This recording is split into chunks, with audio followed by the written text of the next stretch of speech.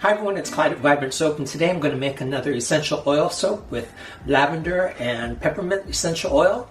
And the colors I'm choosing today are a little different for me. They're not really bright colors. There are a few bright colors, but mostly I'm going to try a little bit of gray to make the few bright colors that I have pop a little bit more. So it's going to be basically green and purple, and let's get started right now. Alright, so I'm going to blend my healing clay and oils as I usually do. You can do a lot of blending before you get your lye solution in there. Once you put your lye in there, you've got to be careful because it could either set up too fast or you might not blend it enough. But I like to make sure that everything that doesn't contain the lye can get blended up really well. I also have some coconut milk in there. Okay, let's get the lye in there. I'm soaping about 73 degrees today. And I'm going to blend to emulsification today. I really do want a very liquid pour. Just felt like doing a regular drop swirl today.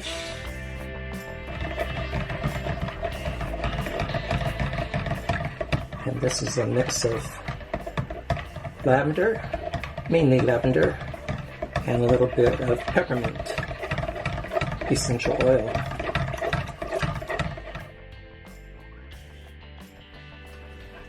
Okay, that looks emulsified. Maybe a little more.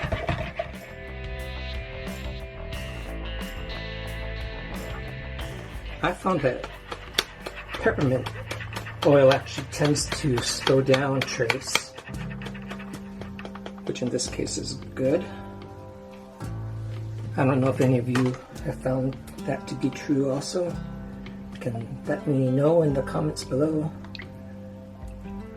But it does pay to know what your ingredients do for you in your particular recipe. It might not be the same for everyone. There's a lot of variables: temperature, what oils you use.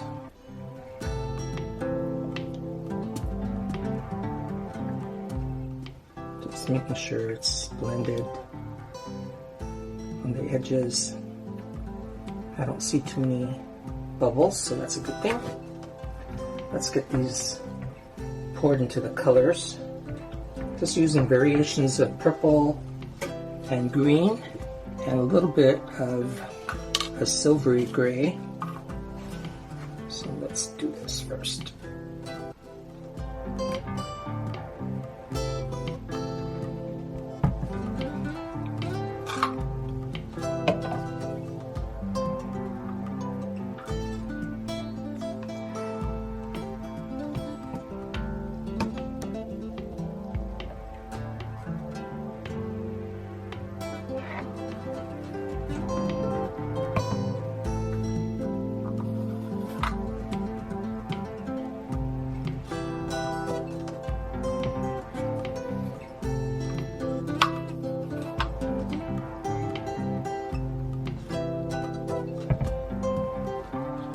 Go.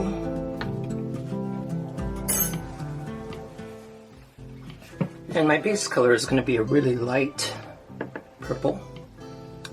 You might call it wisteria.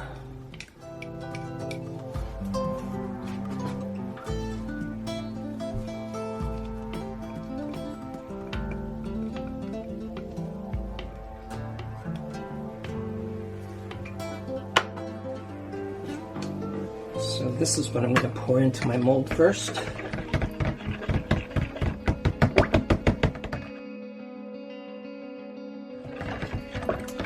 Nice color.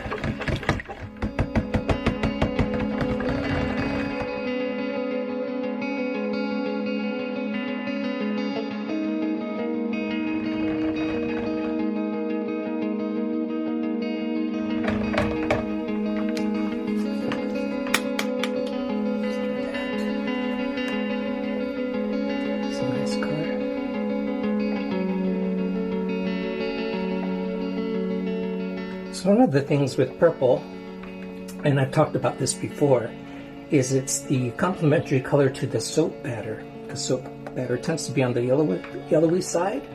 So if you don't use enough purple, you're going to get a gray or a kind of dull purple. So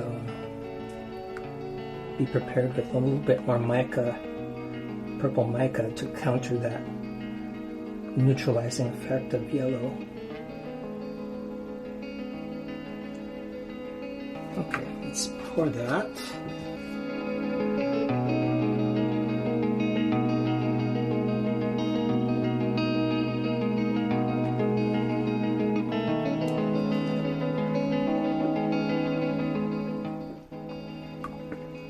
Oh, it smells so good. Okay, I may need a little more of that color later, so I'm gonna save some. Okay, put this aside. And I'm gonna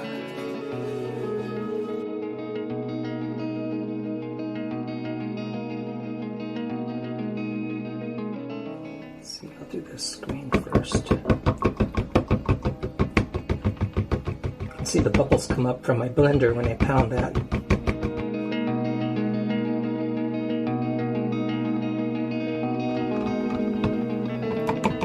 Well, I may as well blend all these. I think I'll stir the little cups though.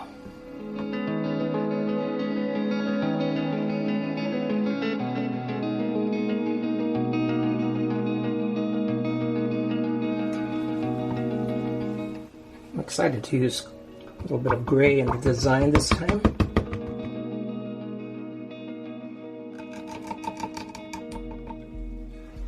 Okay, let's get this poured. Let's get this gray in there. I'm pouring from about a foot above my mold.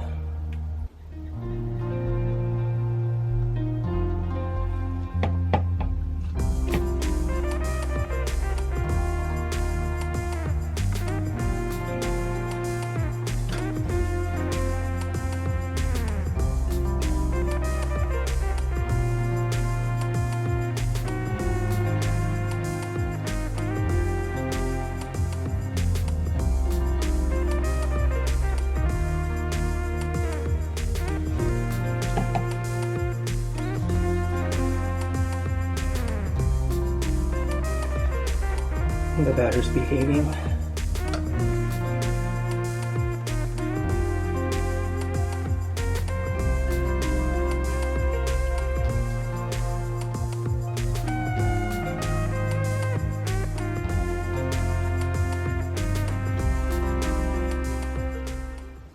The colors look great on top. Let's do a little bit more of this darker green. Some more of this gray.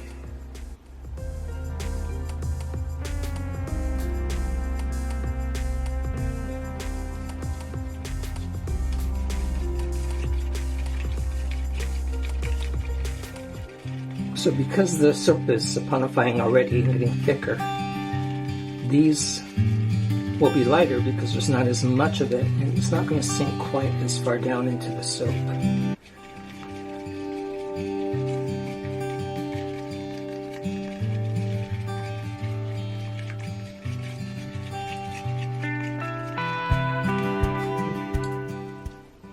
So I'm going to pour from higher, make sure it gets in there.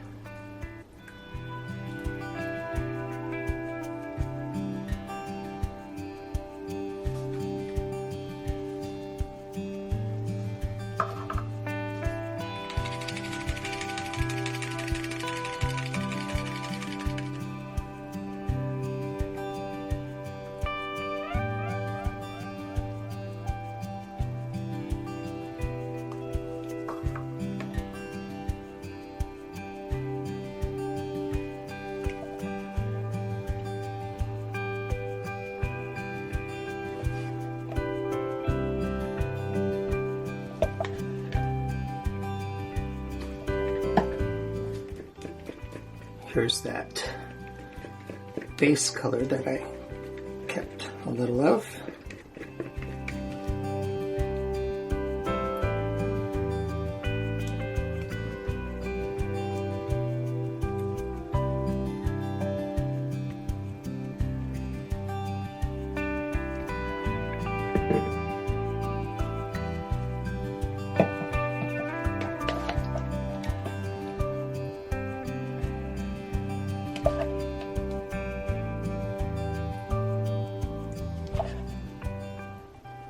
I was most concerned about this gray because I have to mix the gray with the white and the shiny black mica that I have. And I wanted the right kind of gray. It's really hard to gauge when it's just in mica form, but I think I got the gray that I was after. Didn't want it too dark, didn't want it too light. Purple.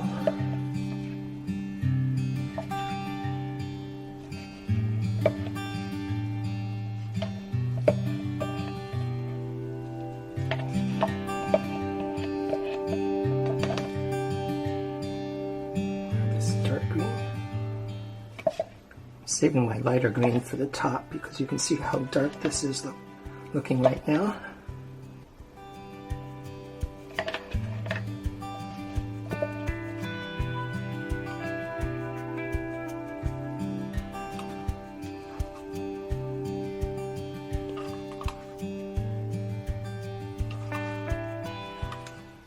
This doesn't seem like the right green right now, but it'll change.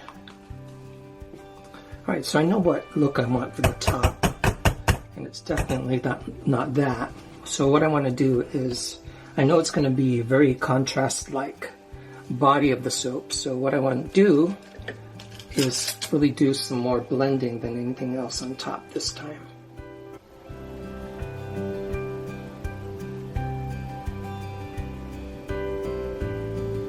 I don't want any high peaks.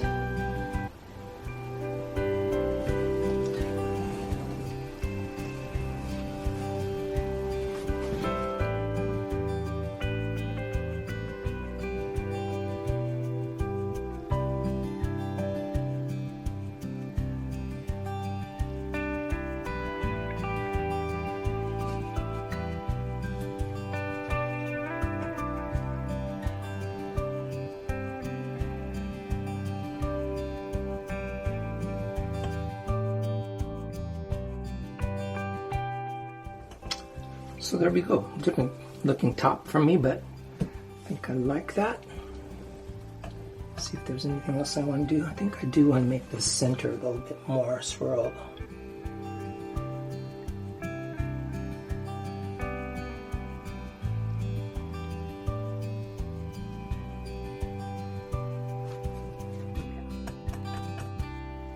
Okay, so we'll bring you back for the cut. So we'll see you later. Okay, let's cut into this.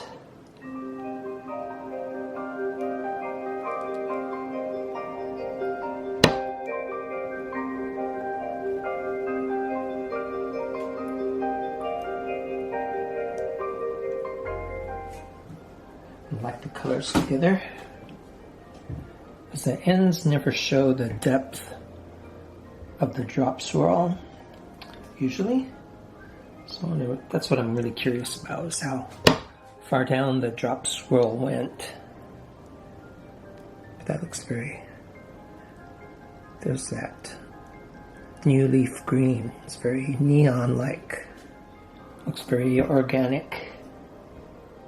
And it should, because of the lavender and mint essential oils.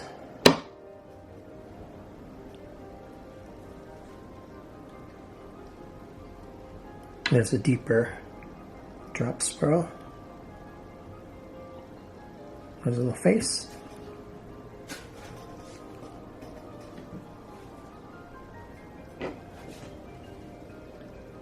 It's cutting really nicely too.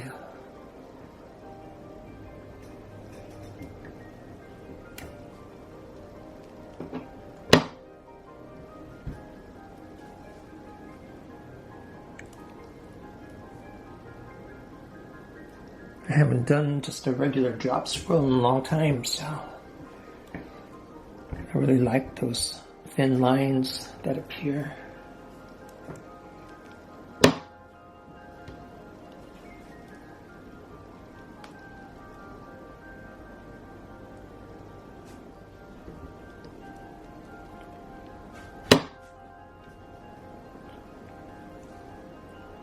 There's a little bit of that gray color I was telling about.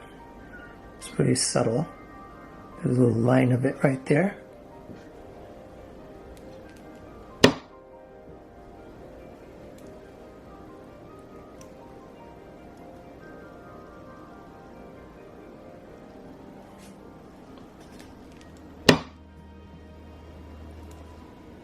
I like that one.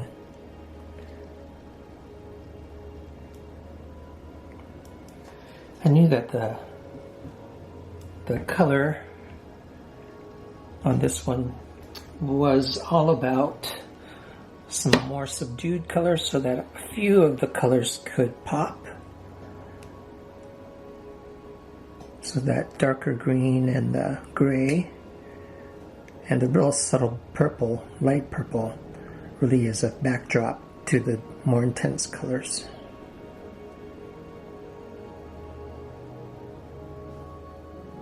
And most of you watching are creative and can be pretty content or more content digging into your creativity while we're in isolation. So I'm doing the same thing, just taking advantage of the time I have to do more creative stuff. So I hope this finds you well. And if you like this channel, I'd like you to subscribe if you can. And it's always good hearing from you too. So let me do one more cut and say goodbye till the next video. See how this one turns out. I like the fine lines of green right in there.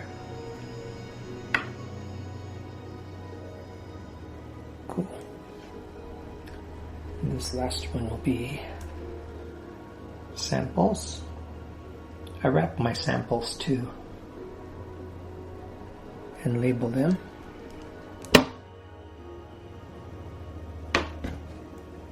So there we go. All right, everybody take care out there, and we'll see you next time. Bye, everybody.